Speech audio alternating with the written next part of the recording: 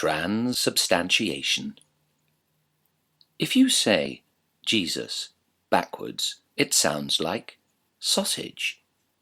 Had Jesus been burned to death instead of crucified, High Mass would be more like a barbecue, with the religious experience afforded by eating Christ's body enhanced by adding some relish, bearing in mind that spilling any of the mustard or onions or ketchup would be thought blasphemous, since Christ's transubstantiation would necessarily have to cover the condiments too, and careless customers at holy hot dog stands in the Middle Ages who spilt the condiments that had been applied to the sausage and thus been transubstantiated would have been charged with heresy and fed to the flames, for the ketchup would have become Jesus Christ. If they'd already eaten their holy hot dog, they could still be condemned for being sloppy with any bits of Christ's body they'd spilt on the ground. It could all mean that Christ could have had the doubtful distinction of being cooked thrice. Once, when Christ was burnt, twice, when his transubstantiated body, i.e. the sausage, was cooked, and thirdly, when clumsy blasphemers were themselves publicly barbecued before a roaring crowd.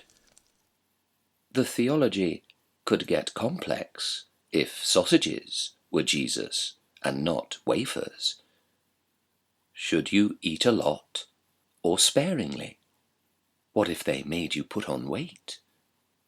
Would the Pope conduct a facetious Easter Mass in the Vatican?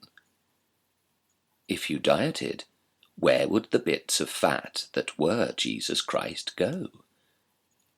There'd be no crucifixes.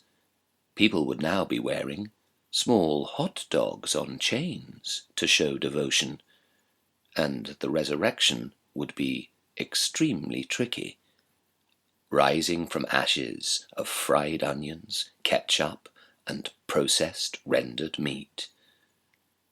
However, rosaries made up from strings of sausages could prove popular, particularly with butchers' dogs. The second coming never occurred before, as Christ was put off by crucifixes, reminders of past torture. But a barbecue, it might lure him back to cannibalize himself evangelically.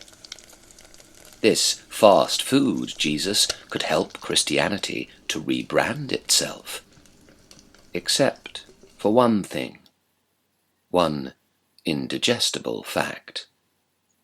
Christianity has a recipe which has been the same for years, but there's a problem.